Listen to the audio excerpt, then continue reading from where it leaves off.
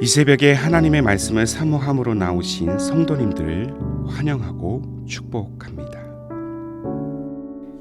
오늘 우리에게 주신 하나님의 말씀은 히브리서 1장 1절부터 14절까지입니다. 제가 봉독합니다. 옛적의 선지자들을 통하여 여러 부분과 여러 모양으로 우리 조상들에게 말씀하신 하나님이 이 모든 날 마지막에는 아들을 통하여 우리에게 말씀하셨으니 이 아들을 만유의 상속자로 세우시고 또 그로 말미암아 모든 세계를 지으셨느니라. 이는 하나님의 영광의 광채시요 그 본체의 형상이시라. 그의 능력의 말씀으로 만물을 붙드시며 죄를 정결하게 하는 일을 하시고 높은 곳에 계신 지극히 크신 이의 우편에 앉으셨느니라. 그가 천사보다 훨씬 뛰어남은 그들보다 더욱 아름다운 이름을 기업으로 얻으심이니 하나님께서 어느 때에 천사 중 누구에게 너는 내 아들이라 오늘 내가 너를 낳았다 하셨으며 또 다시 나는 그에게 아버지가 되고 그는 내게 아들이 되리라 하셨느냐. 또 그가 맏아들을 이끌어 세상에 다시 들어오게 하실 때에 하나님의 모든 천사들은 그에게 경배할지어다 말씀하시며 또 천사들에 관하여는 그는 그의 천사들을 바람으로 그의 사역자들을 불꽃으로 삼으시느니라 하셨으되 아들에 관하여는 하나님이여 주의 보좌는 영영하며 주의 나라의 규는 공평한 규이니이다. 주께서 의를 사랑하시고 불법을 미워하셨으니 그러므로 하나님 곧 주의 하나님이 즐거움의 기름을 주께 부어 주를 동료들보다 뛰어나게 하셨도다 하였고 또 주여 태초에 주께서 땅의 기초를 두셨으며 하늘도 주의 손으로 지으신 바라. 그것들은 멸망할 것이나 오직 주는 용존할 것이요 그것들은 다 옷과 같이 낡아지리니 의복처럼 갈아입을 것이요 그것들은 옷과 같이 변할 것이나 주는 여전하여 연대가 다함이 없으리라 하였으나 어느 때에 천사 중 누구에게 내가 내 원수로 내 발등상이 되게 하기까지 너는 내 우편에 앉아 있으라 하셨느냐. 모든 천사들은 섬기는 영으로서 구원받을 상속자들을 위하여 섬기라고 보내심이 아니냐. 아멘. 우리는 어떤 특정한 대상을 향해서 종종 이런 말로 표현합니다. 유일무이한 존재다. 유일무이는 오직 하나만 있고 둘은 없다라는 뜻을 가지고 있습니다. 즉 남들에게서 찾아볼 수 없는 탁월한 재능이나 소질, 외형적인 모습을 보고 그 대상의 독특함에 대한 찬사를 보내는 말이라는 것이죠. 어떤 것으로도 다른 사람이 너의 존재를 대신하지 못한다는 이 말은 인간이 들을 수 있는 칭찬 중에 가장 큰 칭찬인 것입니다. 그러나 아무리 인간이 유일무이한 존재로 우뚝 선다 한들 그 모든 찬사와 영광은 꽃과 같아서 얼마 지나지 않아 시들기 마련입니다.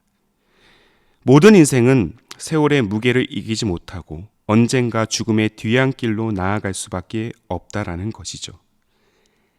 때문에 인류는 자신들이 영원히 시들지 않는 꽃으로 만들 구원자를 찾습니다.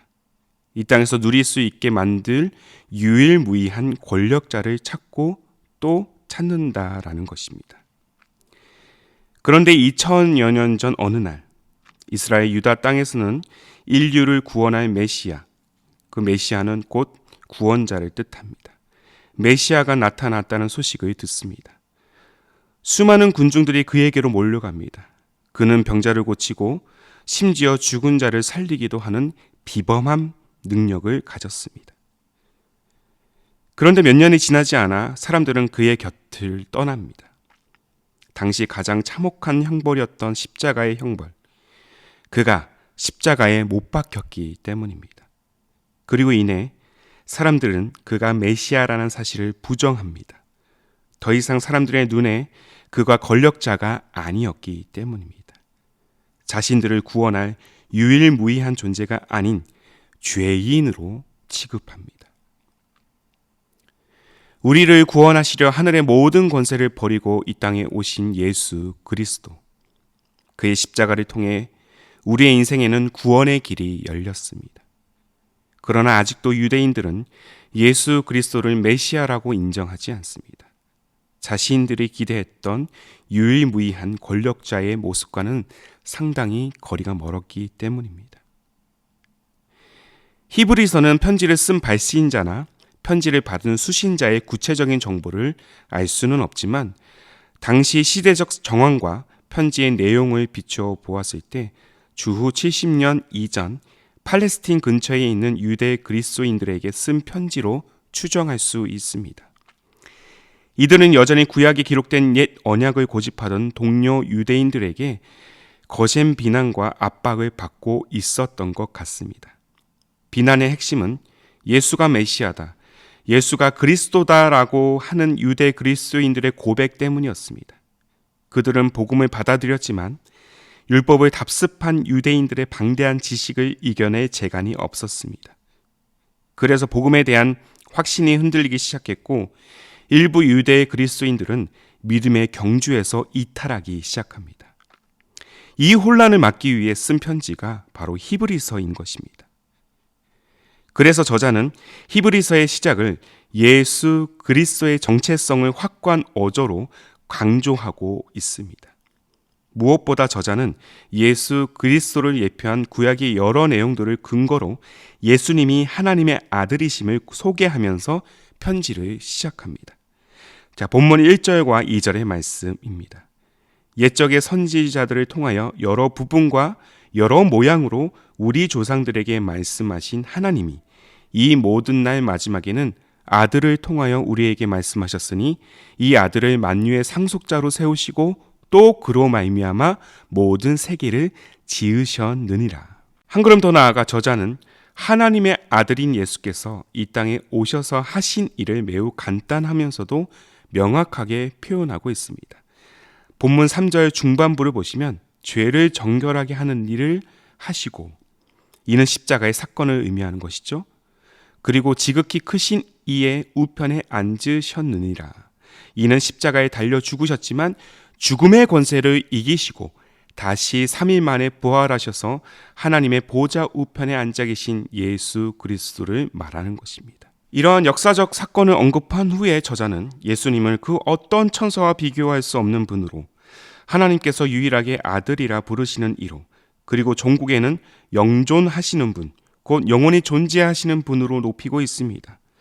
곧 예수님이 온 인류를 구원할 유일한 분, 유일무이한 분으로 소개하고 있다는 것이죠.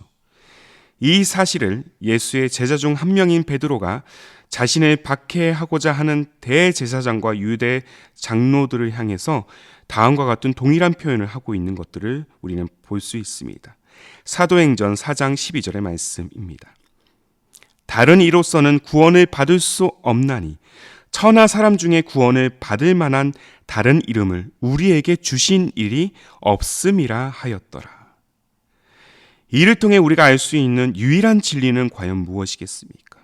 오직 예수 그리스도만이 우리의 유일한 구원자시요 예수의 이름이 구원의 유일한 이름이라는 것입니다. 사랑하는 여러분, 이 진리를 여러분들은 오늘도 변함없이 믿고 계십니까? 기억하십시오. 오직 예수 그리스도 외에는 그 어떠한 위대한 이름으로도 우리는 구원을 받을 수 없습니다. 기독교 신앙은 예수의 신앙입니다. 예수 그리스도가 우리 인생의 중심이시고 예수 그리스도의 십자가가 우리 구원의 유일한 능력입니다. 이 외에 다른 외적인 형식, 신앙의 열심은 결코 구원의 조건이 될 수 없습니다. 안타까운 한 가지 사실은 수십 년간 신앙생활을 유지해 오셨지만 구원의 조건을 자기 신앙의 경험과 지식과 열심에 두는 성도님들이 간혹 존재한다라는 것입니다. 그러나 사랑하는 성도 여러분, 결코 혼동하지 마시기 바랍니다. 아무리 신앙의 위대한 업적을 남겼더라도 그 자리에 예수의 이름이 빠지면 그것은 결코 구원받은 믿음이 될 수 없습니다. 예수 그리스도가 아니고서는 결코 구원의 길로 나아갈 수 없습니다. 때문에 저와 여러분의 마음에는 늘 예수의 흔적으로 그 흔적이 남겨져야 합니다. 날마다 예수가 우리 인생의 유일한 구원자시요 영원한 주인이 되심을 고백해야 될 줄로 믿습니다. 이 땅에 많은 이름, 많은 십자가가 있지만 우리를 구원한 십자가는 오직 예수 그리스도의 십자가인 줄로 믿습니다. 현 시대 최고의 지성인이라고 일컬음을 받았던 고 이어령 교수가 생전에 남긴 마지막 시집이 있습니다. 그 제목은 헌팅턴 비치에 가면 내가 있을까입니다. 머지않은 자신의 죽음을 앞두고 먼저 보냈던 딸 고 이민아 목사를 그리워하며 그 흔적을 써내려간 시집입니다. 이 시집에 기록된 한 시를 여러분께 읽어드리면서 오늘 말씀을 마무리하고자 합니다. 세상에는 많은 십자가 모양이 있다. 창살에도 있고 거리마다 길이 교차되는 십자로에도 있다. 척추를 세우고 양팔을 벌려도 당장 십자가 모양을 만들 수 있다. 세상에는 많은 십자가가 있지만 우리가 찾는 것은 오직 하나만의 십자가. 계절의 비바람으로도 어찌할 수 없는 도시의 먼지, 소음으로도 어찌할 수 없는 그러나 하나의 십자가가 있다. 피 묻은 형틀이 태양이 다시 솟아오르듯 빛으로 살아나 어둠을 불사르는 오직 하나밖에 없는 십자가가 있다. 땅과 하늘이 만나는 자리. 생명의 싹이 움트는 이 세상 십자가는 단 하나밖에 없다. 저와 여러분의 십자가는 무엇입니까? 그 십자가가 우리 구원의 유일한 이름, 예수의 십자가가 되어야 하지 않을까요? 기도하겠습니다. 우리의 길이요 진리요 생명이 되시는 주님, 오직 주님의 이름만이 우리가 붙들어야 할 유일한 구원의 이름이 되심을 오늘도 고백합니다. 세상은 여러 말로 예수가 유일한 구원자가 아니라는 수많은 그런 미혹을 통해서 우리를 유혹합니다. 그러나 그 미혹에서도 우리의 믿음은 결코 흔들리지 않음을 고백합니다. 예수가 그리스도라는 사실을, 예수님이 우리의 유일한 구원자라는 사실을 변함없이 신뢰하며 주어진 믿음의 여정을 향해 나아가는 우리 모두의 발걸음이 되게 하여 주옵소서. 우리 영혼의 중심은 늘 예수님이십니다. 주님이 아니고서는 결코 구원받을 수 없음을 날마다 고백하는 우리의 삶, 우리의 가정, 우리의 교회가 되게 하옵소서. 예수님의 이름이 우리의 삶에 큰 능력이 되시기에 오늘 하루도 소망으로 시작합니다. 우리에게 닥친 수많은 유혹과 위기, 고난과 두려움을 넘어서 우리를 밝은 빛으로 영혼까지 인도하시는 예수님만을 온전히 바라보는 인생이 되게 하여 주옵소서. 우리의 삶에 큰 능력이 되시며 구원의 이름이 되시는 예수님의 이름으로 기도하옵나이다. 아멘. 오늘도 주신 말씀에 따라 두 가지 기도 제목을 붙들고 함께 간구하기를 원합니다. 먼저는 세상의 수많은 미혹에도 불구하고 예수님이 우리 유일한 구원자이심을 고백하는 굳건한 신앙의 삶이 되게 하옵소서. 더 나아가 우리 믿음과 삶의 중심이 예수 그리스도임을 잊지 않게 하시고 주님의 이름을 위하여 사는 신실한 성도의 삶 되게 하옵소서. 이 두 가지의 기도 제목을 간절한 마음으로 고백하며 기도로 하루의 삶을 열어가시기를 바랍니다. 함께 기도하겠습니다.